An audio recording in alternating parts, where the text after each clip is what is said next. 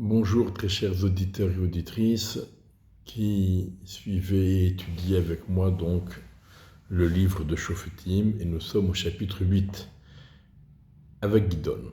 Donc on se rappelle comment Gidon a été transcendé, il a déclaré à Kadosh Baruch Hu, l'a envoyé et il a mené la guerre contre Midian. Pour cela, il a appelé à l'aide sa propre tribu, la tribu de Ménaché, ainsi que Naphtali, Asher et Zevouloun. Et donc il y avait une grande armée à ses côtés, mais Akadosh Baruch Hu lui a dit non, il y a trop de monde, et finalement, Gidon reste avec 300 hommes à ses côtés, et il réussit à vaincre, avec l'aide d'Hachem évidemment, il en est conscient, il a réussi à vaincre Midian, qui sont à la déroute. Et à ce moment-là, Gidon fait appel à Ephraïm pour que Ephraïm fasse le guet et rattrape les Midianim qui s'enfuient et qui essayent donc de traverser le Jourdain. Et donc Ephraïm attrape Ze'ev, Orev et Ze'ev, donc deux parmi les princes de Midian. C'est Ephraïm donc qui les aura attrapés. Mais, voilà, Ephraïm se plaint. Gidon est en train de continuer à poursuivre les Midianim. Donc il y avait 135 000, une armée de 135 000 du côté de Midian, 120 ont déjà été tués, il en reste 15 qui sont en train de s'enfuir. Et ces 15 000 qui sont en train de s'enfuir ne sont pas des tendres et ils continuent dans leur fuite. Ça nous rappelle ce qui s'est passé en 39-45. Ils continuent en s'enfuyant à causer du tort aux Bnei Israël. Alors, Ephraïm se plaint. Les membres de la tribu d'Ephraïm lui ont dit « Qu'est-ce que ça veut dire ? Que nous as-tu fait de nous appeler qu'à la fin ? Tu es parti en guerre contre Midian. » Et donc, ils se sont disputés avec lui avec force, des gens d'Ephraïm contre Gidon. Gidon a très bien compris que là, le problème, c'est un problème d'ego, d'orgueil. Ephraïm, qui est la tribu, même si Ephraïm était le cadet de Ménaché, mais Yaakov a dit qu'Ephraïm serait plus grand que Ménaché. Et Yaakov, il a placé Ephraïm devant Ménaché. Et comment, toi, Gidon, qui est de la tribu de Ménaché, tu as mené la guerre tout seul, sans faire appel à nous, tu nous as appelés uniquement tout à la fin. Gidon a très bien pu répondre, mais de toute façon, Akadosh Baruch Hu ne voulait pas qu'il y ait trop de monde. Finalement, j'ai fait la guerre avec 300 personnes seulement. C'est Dieu qui a décidé qui, que quoi, etc., etc. On aurait pu répondre. Mais Gidon a très bien compris que dans une affaire sensible comme celle-là, où les égos sont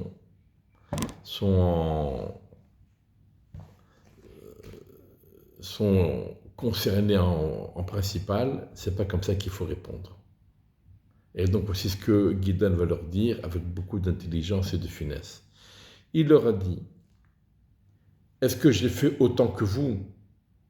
N'est-ce pas les petits grappillons d'Ephraïm ont plus d'importance que les vendanges d'Aviezer, ça veut dire les vendanges de Ménaché. Gidon leur dit, c'est vrai que quantitativement, effectivement, c'est nous qui avons fait le gros du travail. Mais qualitativement, c'est entre vos mains qu'Akadosh Baruch Hu a livré deux rois de Midian, Orev et Ze'ev. C'est vous qui les avez tués. Donc Gidon revalorise l'apport d'Ephraïm et la contribution d'Ephraïm. Beyetrem, Nathan Elohim, c'est entre vos mains que Dieu a remis les chefs de Midian, Orev et Ze'ev. Est-ce que j'aurais pu faire ce que vous avez fait ? Alors, leur colère s'est calmée par rapport à Gidon quand il leur a adressé ces paroles-ci. Quand ils se sont sentis revalorisés par Gidon, alors ils se sont calmés et donc la paix est revenue. Et Gidon, qui est toujours à la poursuite des 15 000 derniers soldats de Midian, qui sont menés par deux rois de Midian, Zevach et Tsalmouna, comme on veut le voir. Donc il est toujours à la poursuite. Gidon est arrivé au Jourdain, et il a fait traverser le Jourdain avec ses 300 hommes, mais il était poursuivant, certes, mais fatigué. Ça fait déjà plus d'une journée qu'ils sont en train de faire la guerre, et ils n'ont pas dormi, etc. Il a demandé aux gens de Sukkot, donnez-nous quelques pains, quelques miches de pain pour le peuple qui est avec moi, car ils sont fatigués. Et moi, je suis à la poursuite contre Zevach et Tsalmouna, les rois de Midian. Donc aidez-nous, apportez-nous un peu de pain. Les chefs de Sukkot ont répondu, pourquoi les mains de Zevach et de Tsalmouna sont déjà entre tes mains pour que nous donnons à ton armée du pain? Si, pour l'instant, on souffre toujours de Zevach et Tsalmouna, pour l'instant, on n'a rien gagné de tout ce que tu as fait. Zevach et Tsalmouna sont passés par là, ils ont tout dévasté. Donc non, nous ne te donnons rien du tout. Quand tu auras Zevach et Tsalmouna, tu viendras nous demander. Pour l'instant, on ne te donne rien du tout. Il faut comprendre que les rois de Midian faisaient tellement peur au béni Israël qu'ils se sont dit, si jamais finalement Gidon n'est pas vainqueur, alors quand ils vont revenir, ils vont savoir que nous avons aidé Gidon, alors ils vont se venger contre nous et on va souffrir encore plus. Donc c'est peut-être pour ça qu'ils ont refusé de contribuer et de donner du pain à l'armée de Gidon. Gidon leur a dit, eh bien lorsque Dieu me livrera Zevach et Tsalmouna entre mes mains, je piétinerai votre chair avec les épines du désert et des ronces. Je vais vous punir, ça ne restera pas comme ça. Vous serez punis à la fin de la guerre quand on réglera les comptes. Il monta de là-bas vers Pénuel et il leur a demandé la même chose, aidez-nous, un peu de pain pour l'armée. Et les gens de Pénuel ont donné la même réponse que les gens de Sukkot, ils ont refusé. Et alors Gidon il a dit même aux gens de Pénuel, il leur dit quand je reviendrai en paix après être vainqueur des Midianim, je démolirai votre tour. Il devait certainement avoir une tour de contrôle, comme on dit, dont ils étaient fiers. Et il leur a dit, eh bien, quand le moment venu, je détruirai cette tour. Et Zevach et Tsalmouna étaient à Karkor, avec leur camp, qui comportait donc 15 000 personnes, tous ceux qui restaient de tout le camp des Orientaux qui étaient venus faire la guerre contre les bénis Israël, et ceux qui étaient tombés au combat, parmi les Midianim, donc, il y en avait déjà 120 000 dégaineurs d'épée.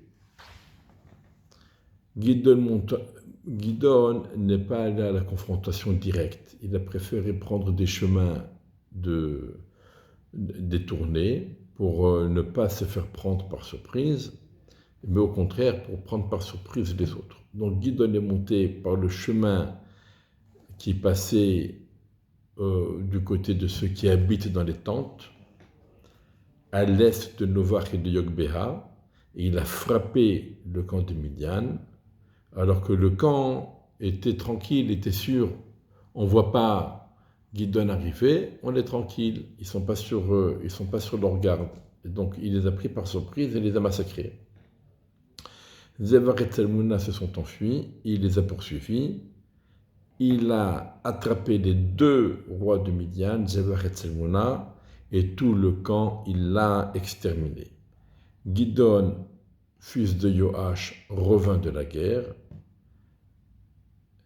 Après, Milma'ale et Hares, ça veut dire il est revenu de la guerre, c'était même pas encore le soleil n'était même pas encore au zénith. Ça veut dire la guerre, c'était une guerre éclair. Alors il a attrapé un jeune homme parmi les habitants du Sukkot, il lui a demandé, et ce jeune homme a écrit pour lui le nom de tous les chefs de la ville de Sukkot et ses anciens, en tout 77 hommes. Guidon vint chez les gens de Sukkot et il leur a dit, voici, Zevachet Salmouna, voilà, je suis vainqueur maintenant. Et parce que vous m'avez humilié en me disant, est-ce que tu as déjà attrapé, est-ce que tu détiens déjà les mains de Zevachet Salmouna pour que nous te donnons à toi et à tes hommes qui étaient fatigués du pain? Alors, la réponse maintenant, c'est comme je vous l'ai déjà promis, vous allez être battus avec des épines et des ronces. Il a pris les anciens de la ville, et ainsi que les épines du désert et des ronces, et il les a fait sentir aux gens de Sukkot, il les a frappés. Alors, est-ce qu'il les a frappés jusqu'au sang, pas jusqu'au sang, etc. On n'a pas les détails, mais en tous les cas, il les a humiliés parce qu'ils ont refusé de contribuer et d'aider Gidon quand il était en train de poursuivre leurs ennemis à eux. Et ensuite, la tour de Pénouël, elle a été détruite. Et il a même dû tuer les habitants de la ville qui lui ont fait barrage, qui ont voulu l'empêcher de détruire cette tour. Et donc il y a eu une petite guerre qui a été déclarée entre eux. Il a tué donc des gens de la ville de Pénouël pour pouvoir détruire cette tour. On voit ici que Gidon fait preuve d'une grande fermeté vis-à-vis de, même vis-à-vis des Béné Israël qui avaient refusé donc de lui prêter main forte. Il dit à Zevach et à Tselmouna, où sont les hommes que vous avez tués à Tabor? Et ils ont dit, comme toi, comme eux. Ils avaient une aura royale. Ça veut dire, on les a tués. Alors Gidon leur dit, il dit, ce sont mes frères, les enfants de ma mère. Je jure par Dieu, si vous les aviez laissés en vie, je ne vous aurais pas tués. Mais, puisque vous les avez tués, donc c'est de ça qu'on avait parlé entre le chapitre 6 et le chapitre 7. Il y a un épisode qui manque et dont il est fait allusion ici maintenant. Et cet épisode, c'est lorsque Gidon a envoyé des messagers, a envoyé ses frères auprès des tribus avoisinantes pour rassembler des soldats pour déclarer la guerre contre Midian. Eh bien, ses frères se sont fait attraper par Zevach et Tselmouna qui les ont tués. Et là maintenant, Gidon va venger ses frères. Il dit à son aîné Yéter, lève-toi et tue-les. Mais le jeune homme n'a pas dégainé son épée car il avait peur, car il était encore un enfant, un adolescent. Alors il faut dire que certainement Zevach et Tselmouna étaient des rois de Midian féroces et même ligotés, ils devaient impressionner et faire peur à leur entourage. Et donc c'est vrai que Gidon voulait former son fils à être un guide, un chef, mais pour l'instant, le jeune homme n'était pas en mesure de frapper ces deux rois. Alors Zevach et Tselmouna dirent, lève-toi toi et frappe-nous, chacun selon son rang. Alors là, ils ont pu vouloir dire trois choses. Et c'est possible qu'ils aient pensé aux trois choses à la fois. D'une part, ils ont voulu dire, et toi, tu es capable de nous tuer? Allez, vas-y, qu'on te voit si tu es capable de nous tuer. Si tu n'as pas peur de nous, même ligoter. Une première façon de le comprendre. Deuxième façon de le comprendre, nous ne méritons pas le mépris d'être tués par des gens subalternes. Nous sommes des rois, tu es un roi, tu es un roi. On ne demande pas à un clochard de tuer le roi. Ça ne se fait pas. Chacun son rang. Ça, c'est une deuxième possibilité. Donc, ils réclament un minimum de respect au moment de leur mort. Et une troisième façon de le comprendre, c'est que ça, c'est un gosse, il n'a pas la force pour nous tuer d'un seul coup. Donc, si jamais c'est lui qui va nous tuer, il va devoir frapper de nombreuses fois. Non, tue-nous toi d'un seul coup et qu'on en finisse. Gidon se leva, il tua Zévar et Tsalmouna et il prit les chaînes qui étaient au cou de leurs chameaux, donc des chaînes en or. Et là maintenant, nous voyons la réaction des Béni Israël. Vayomrou ish Israël al Gidon, les Béni Israël dirent à Gidon, règne sur nous, toi, ton fils et ton petit-fils, car tu nous as sauvés de la main de Midian. Donc les Béni Israël, c'est la première fois que l'idée d'un roi, d'un gouverneur, apparaît à propos de Gidon. Règne sur nous. Et Gidon leur a dit, je ne régnerai pas sur vous, et mon fils ne régnera pas sur vous. C'est Dieu qui règne sur vous. Donc là, on voit d'une part l'humilité de Gidon. Il ne se laisse pas, séduire par cette proposition alléchante, et il rappelle, c'est Dieu qui a sauvé les Béni Israël de Midian, c'est pas moi, c'est Dieu qui règne sur les Béni Israël et ce n'est pas moi. Donc pour l'instant tout va bien, et là les choses vont commencer à se corser. Gidon leur dit, je vais vous demander quelque chose, et que chacun me donne un bracelet du butin qu'il a pris. Car ils avaient récupéré de nombreux anneaux en or, parce que Midian, ce sont des Ishmaélim. Effectivement, Midian, c'est un fils de Hagar, la mère de Ishmaël. Et donc, les enfants de Hagar se sont rapprochés de Ishmaël, donc c'est pour ça qu'on les considère comme des Ishmaélim. Et ils aimaient les bijoux, ils aimaient les bracelets, ils aimaient les chameaux, etc. Veuillez me Ronatan Titen, ils ont dit on va te donner. Ils ont ouvert un grand drap et ils ont jeté là-bas chacun un anneau d'or du butin qu'ils avaient récupéré. Ce fut le poids des anneaux d'or qu'il demanda, 1700 shekels d'or. Mis à part les chaînes et les bijoux et les vêtements en pourpre qui étaient sur les rois de Midian, et mis à part les grosses chaînes qui étaient au cou des chameaux. Donc ici, c'est vrai que Gidon a refusé la royauté qui lui était proposée par les Béni Israël, mais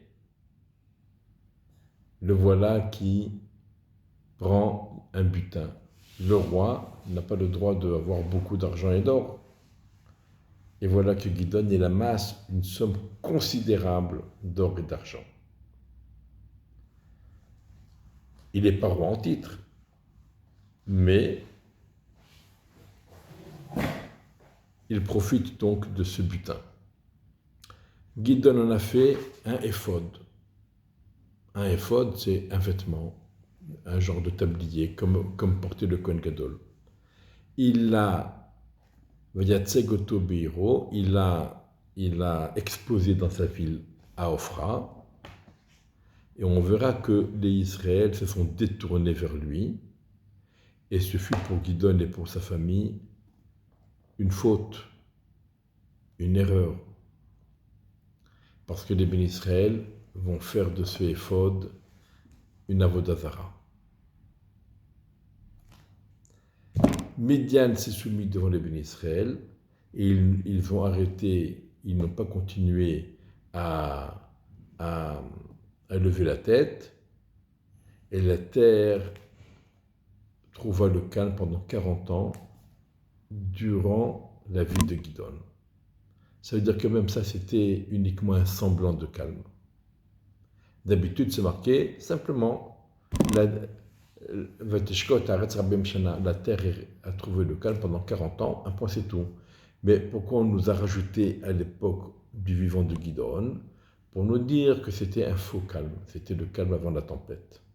Parce qu'il y avait déjà les graines d'Avodah Zarah qui étaient en train de pousser avec ce éphod que Gidon, ce éphod en or que Gidon a fabriqué qu'il a exposé à Ophra. Alors, Yerubbaal, fils de Yoash, c'est donc Gidon, est allé et il s'est installé dans sa maison. Ça veut dire, je ne suis pas roi et je ne m'occupe pas de la gouvernance des bénis Israël. Ça y est, c'est le calme, chacun rentre chez soi, on retrouve nos petites habitudes. Gidon est très riche, il a beaucoup d'argent. Et on nous dit, et Gidon a eu 70 enfants, car il avait de nombreuses femmes. Là aussi, c'est un interdit pour le roi d'avoir beaucoup de femmes. Mais Gidon a dit, j'ai refusé la royauté, je peux faire ce que je veux. Il a eu 70 enfants. Bien entendu, les allocations familiales, ça n'existait pas à cette époque-là. Au Pilaksho à Shrem, il avait même une concubine à Shrem, qui lui a donné un fils, et il l'a nommé Avimelech. Et là aussi, il y a un petit clin d'œil. Pourquoi Avimelech? Mon père c'est le roi, pourquoi tu as refusé la royauté? Donc tu n'es pas roi, donc ça y est. Donc, même s'il a refusé la royauté, même si Gidon a dit avec force, c'est Dieu qui régnera sur vous, mais apparemment, il n'empêche qu'il y a eu un petit quelque chose qui s'est passé et qui va causer à nouveau une décadence chez les bénis Israël. Gidon, fils de Yoash, mourut dans une bonne vieillesse, et il fut enterré dans la tombe de Yoash, son père à Ophra, à Vie à Ezri. Ce fut lorsque Gidon mourut, les bénis Israël à nouveau, Vayashuvu bénis Israël, ils n'ont pas fait tchouva faire Hachem, ils ont fait une tchouva malheureusement faire l'Avodah Zarah, Vayeznu Hara Be'alim, ils se sont détournés après les Béalim, donc l'Avodah Zarah, et ils ont érigé pour eux Baal Brit, donc c'est le nom de l'Avodah Zarah, elle s'appelait Baal Brit, ils en ont fait leur Dieu. Et donc, on s'imagine déjà, et les bénis Israël ne se souvinrent pas de Dieu, de l'Éternel leur Dieu, qui les a sauvés de tous leurs ennemis aux alentours, et ils n'ont même pas été reconnaissants avec la famille de Yerubbaal Gidon, malgré tout le bien qu'il a fait pour les bénis Israël, il n'a pas été récompensé, ils n'ont pas été reconnaissants avec lui, et on verra dans les prochains chapitres ce qui va arriver. Shana Tova, et à l'année prochaine. Be'ezrat Hashem.